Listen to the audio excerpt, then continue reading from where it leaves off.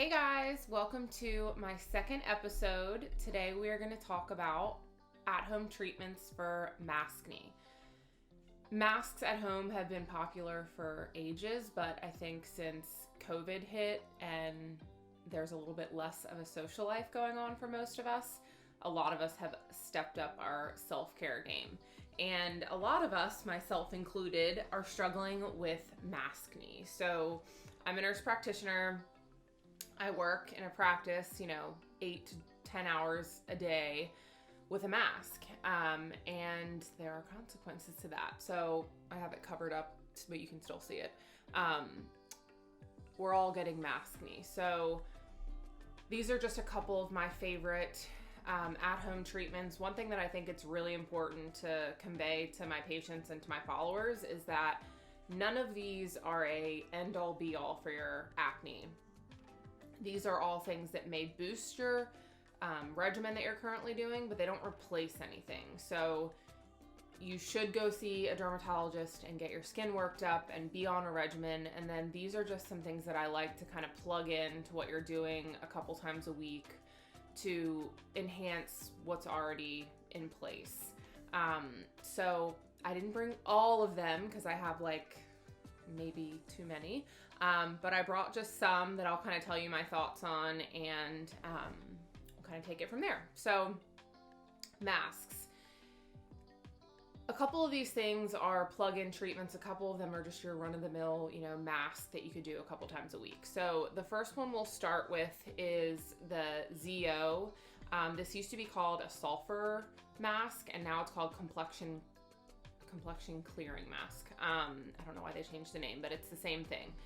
This mask is awesome, and I'll tell you how I like to use it.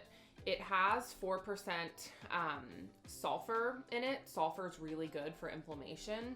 How I mainly use this is not like your traditional full face mask. I actually use it as a spot treatment. So if I have, here, we'll just do it while we're sitting here so you guys can see. You can see the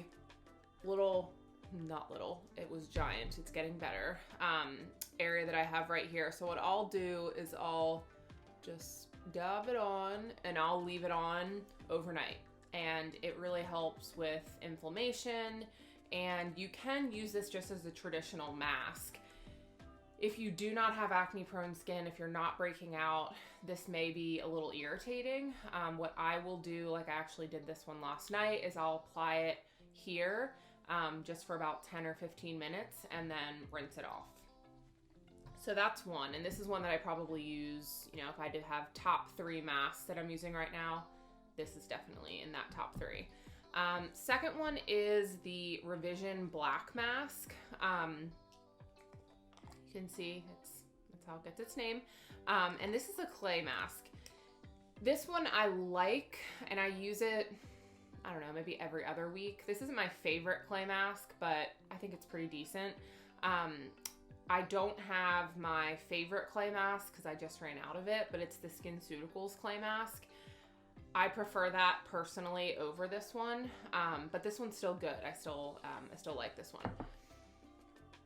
One thing with masks that I guess I want to say, and I'm doing a post on this week, everyone with their masks on social media tends to it's like icing a cake. Like they've got like a layer this thick of the, their clay mask or what have you.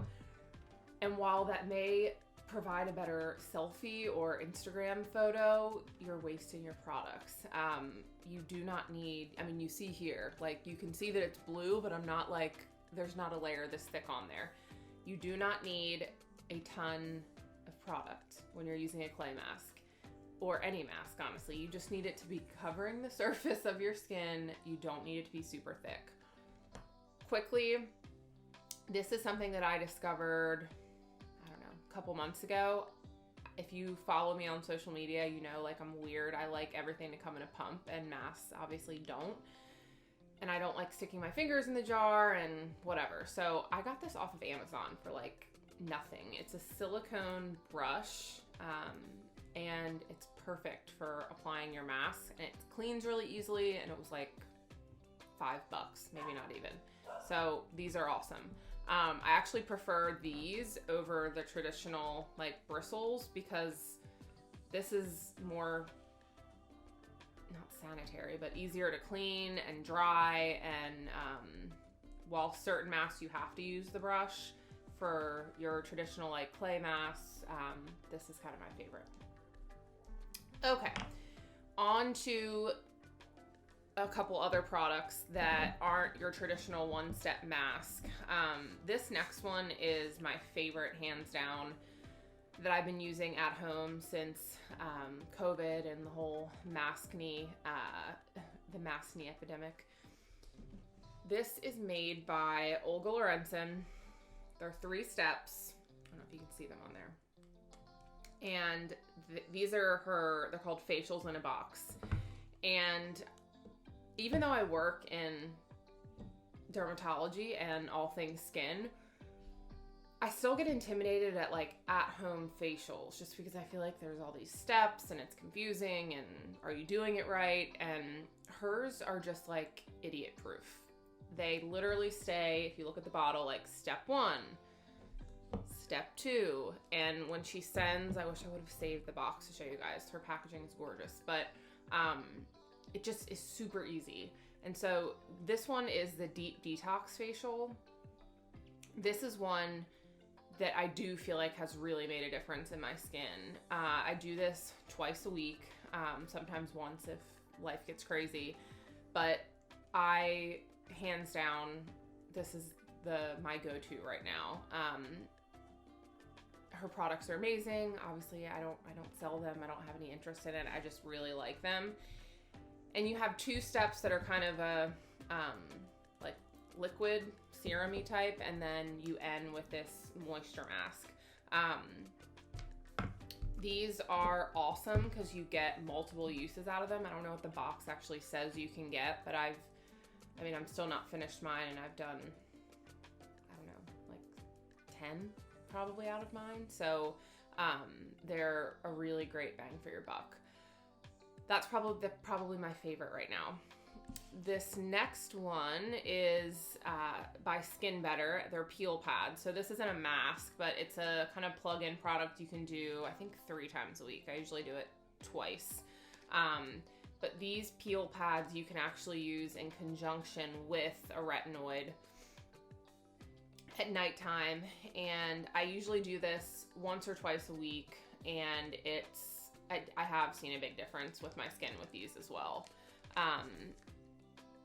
There's something that, you should always consult your provider about with what you're using and making sure that you're not overdoing it. But I use a retinoid at night for my skin. It's kind of like Retin-A, retinol you've heard of, and I do these twice a week. And I love them. Next, we have Epionce. This is an enriched firming mask, which may sound weird. You're like, where does this fit in with acne?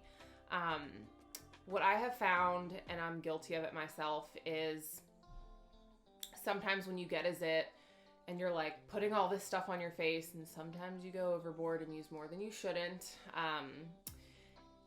you need to really kind of repair your skin barrier and make sure you're taking care of it. So usually at least once a week, I will do this overnight on my at least chin and jawline area. This is like the most soothing mask, and it doesn't break you out. You can leave it on overnight, or you can just use it like your traditional, leave it on for 15, 20, 30 minutes. But this is awesome just to kind of support the barrier of your skin. I love Epionce, I love their products, and this mask is no exception. The last product that I'm going to talk to you about a couple different ways I like to use it, but it's definitely been a game changer I think I've incorporated it, like the last 6 months. It is a Skinceuticals product. It's called Blemish+Age Defense. This serum is gold. I honestly kind of didn't really pay much mind to it. We've carried Skinceuticals at our practice for years. And I just didn't really see where it fit in. I now do not go without this. So this is a blend of a bunch of different acids that are meant to help acne. And so you can use it as a serum every day, which I do. I use mine once a day. I also use this as a spot treatment. So I'll just spot treat if I have a blemish. And another way that I love using it, and I don't have my Skinceuticals clay mask because I just ran out of it to show you guys, but it's a clay mask very similar to this, but it's not black, it's like gray.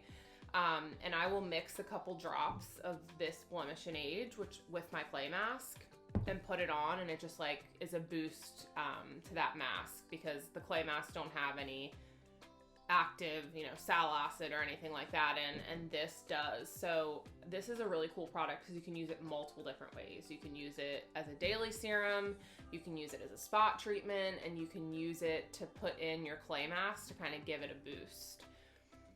So these are kind of just a group of my favorites right now. Super important, I feel like, whenever you're getting marketed a mask of any kind and they're telling you that this mask is going to change your world.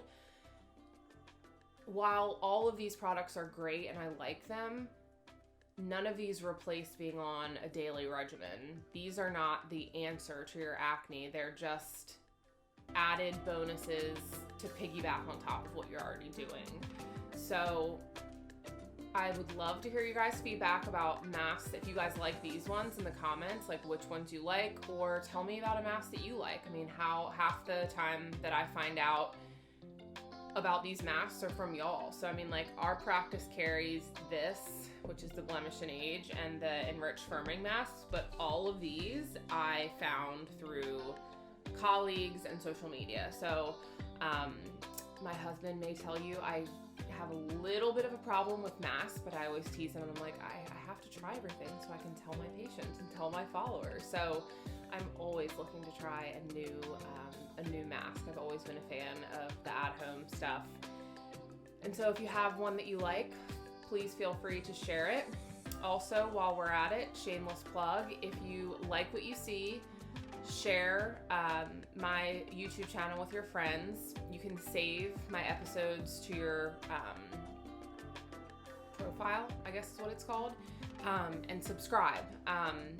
Share it with someone who has skin, and let's just hear what you guys have to say about all things at-home treatment for Maskne. I hope you guys are having a great day, and stay tuned for the next episode.